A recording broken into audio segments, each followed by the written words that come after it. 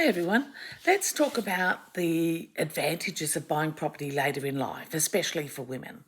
There's this idea that you're supposed to buy property when you're young. You finish school, you build your career, you buy a home, you pay it off, you retire. Nice, neat timeline. But life doesn't always work like that, as you and I know.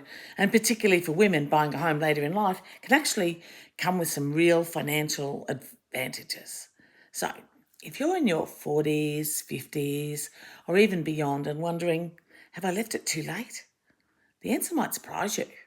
Because later in life, you may actually be in a much stronger position financially to make a smart property decision.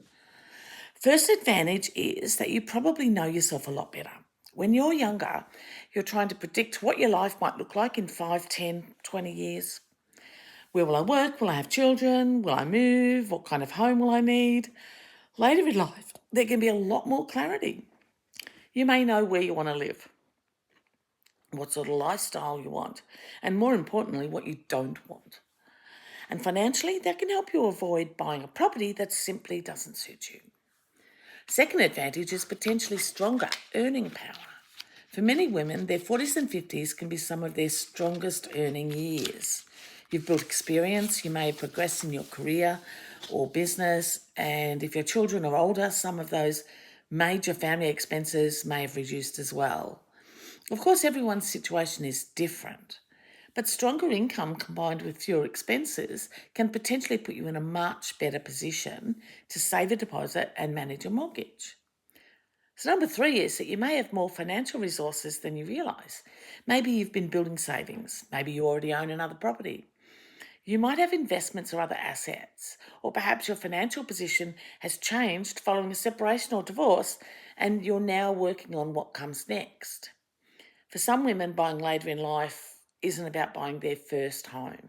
It's about buying a home that represents their latest chapter and doing it on their own terms. And that brings me to something that I think is really important.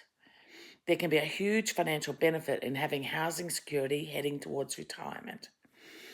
I don't know how many women I've spoken to lately whose rent has just gone up by $100, $120 a week, and they're going, "Oh, I just can't afford it." And for a little bit less than that, they can probably buy, but they don't realise they can. Imagine reaching retirement knowing you have a home that's yours. You're not worried about a landlord selling a property, you're not having to move unexpectedly, and you're not completely exposed to whatever happens to rents over the next 20 or 30 years. I have to admit, both my mother and father rented till the day they died. They never owned a house, and I saw the worry and concern they had when they didn't know what was going to happen. So there is one big consideration when you're buying later in life: the loan term matters. If you're 50 or 55, for example, a lender might want to understand how you intend to repay the loan as you approach retirement. Doesn't automatically mean you can't get a 30-year loan. But depending on your circumstances, we may need to demonstrate what lenders call an exit strategy.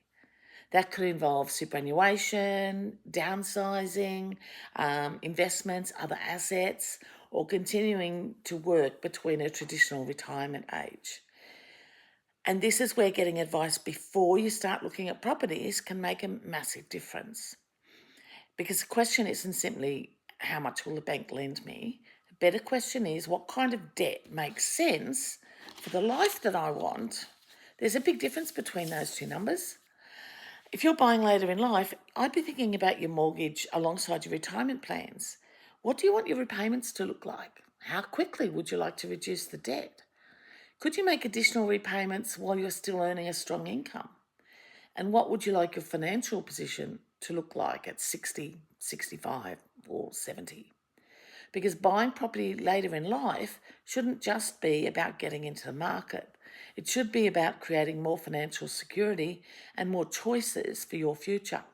So if you're a woman in your 40s, 50s, or beyond, and you've been thinking, maybe I've missed my chance to buy, please don't automatically assume that. You may actually be entering the market with something incredibly valuable: experience and clarity, and a much better understanding of what you want your future to look like.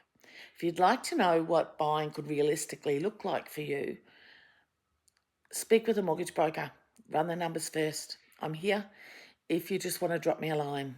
Sometimes buying later isn't a disadvantage at all. It can actually be one of the smartest financial moves you ever make.